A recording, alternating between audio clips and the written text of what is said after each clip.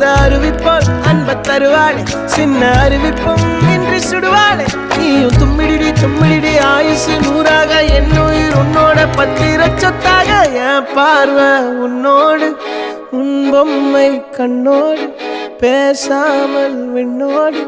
நாம் மிதந்து போவோம் காதாரா அடியானோ நான் தாங்க மாறோடு